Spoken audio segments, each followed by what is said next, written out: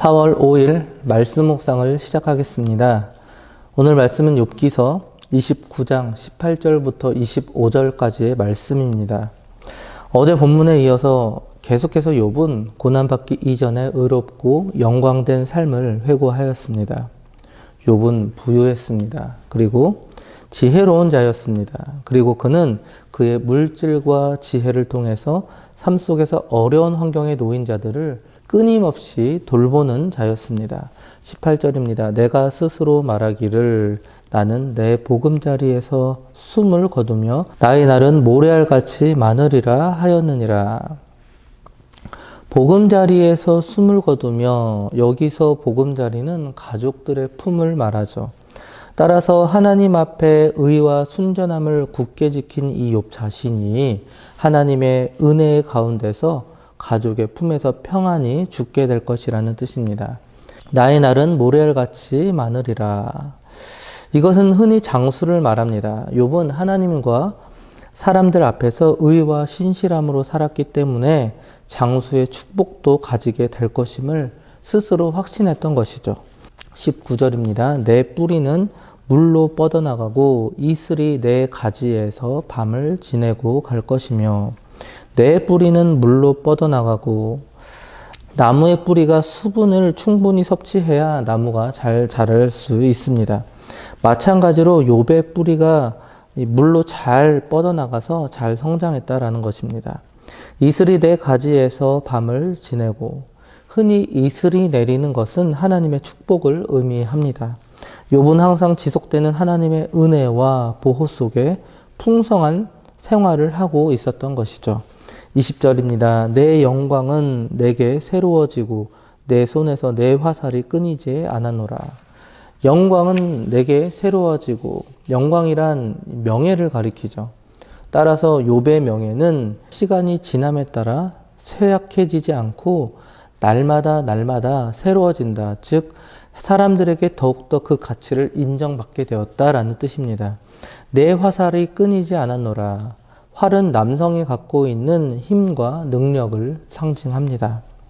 따라서 욥은 하나님의 인도와 보호 속에서 날마다 새로운 힘과 능력을 얻어서 축복된 생활을 했음을 고백하고 있는 것입니다. 21절입니다. 무리는 내 말을 듣고 희망을 걸었으며 내가 가르칠 때 잠잠하였노라. 무리는 내 말을 듣고, 욥은 존경을 받는 사람으로서 많은 자들의 선생이기도 하였습니다. 많은 사람들이 이 욥이 행하는 교훈을 듣기 위해서 매우 진지한 태도를 보였다라는 것이죠. 욥은 많은 사람들의 존경을 한 몸에 받을 만큼 지혜도 매우 뛰어났던 사람이었습니다. 22절입니다. 내가 말한 후에는 그들이 말을 거듭하지 못하였나니 나의 말이 그들에게 스며들었음이라. 많은 사람들이 욥의 말을 듣고 나서 침묵하였다라는 것입니다. 이것은 욥의 교훈이 인간적 사고의 바탕을 둔 짧은 지식이 아니라 어디까지나 하나님께서 허락하시는 지혜에 근거한 깊고 심오한 진리였다라는 것을 뜻합니다. 그렇기 때문에 많은 사람들이 욥이 행하는 교훈에 아무런 반론이나 이의도 제기할 수 없었던 것입니다. 나의 말이 그들에게 스며들었다. 욥이 행한 교훈이 많은 사람들에게 많은 감동과 유익을 주었다라는 것입니다.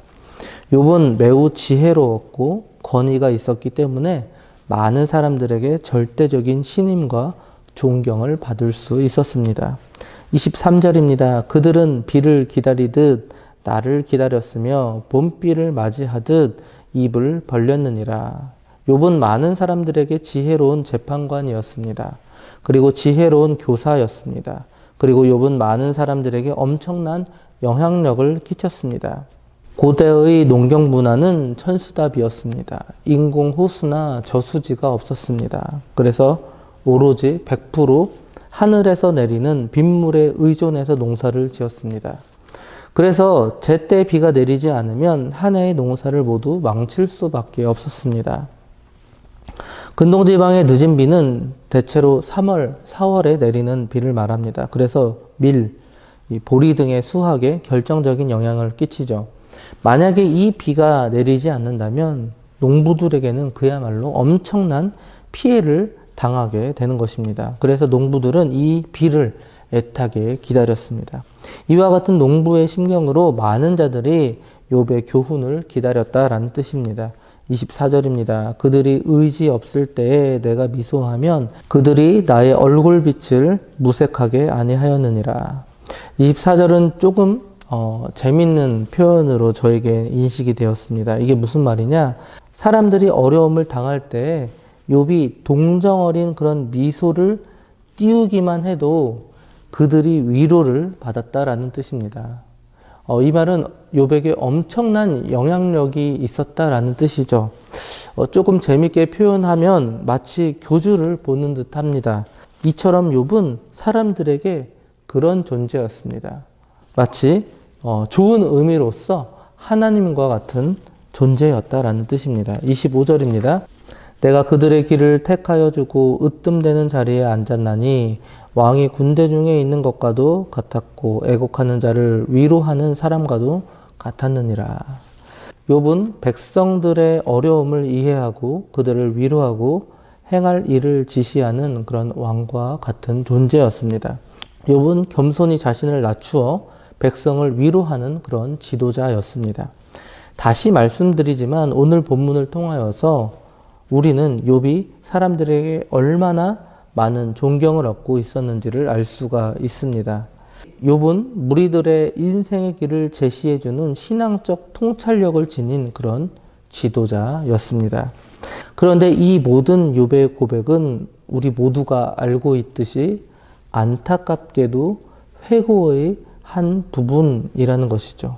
오늘 본문은 이렇게 시작합니다. 18절 맨 앞부분이죠. 내가 스스로 말하기를.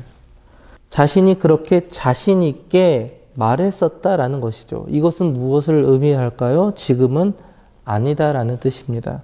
욥의 현실이 얼마나 비참한지를 엿볼 수 있는 그런 부분이죠. 말씀을 마무리하겠습니다. 욥은 어제에 이어서 오늘도 고난받기 이전에 의롭고 영광된 생활을 회고하였습니다.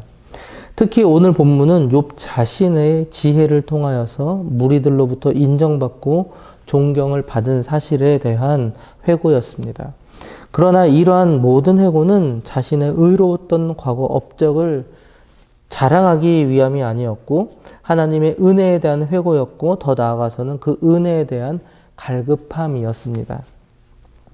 과거 욥의 영광은 현재 그가 당하는 극심한 고난과 비교할 때 그로 인하여서 겪고 있는 욥의 고통과 비참함이 얼마나 깊은 것인지를 짐작하게 하였습니다.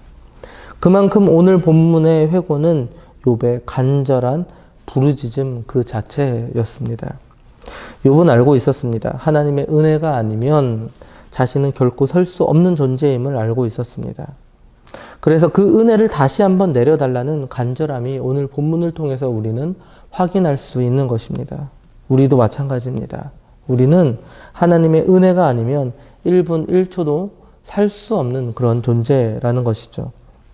그래서 고난 가운데 심지어 축복 속에서도 우리는 늘 하나님의 은혜를 갈구해야 할 것입니다.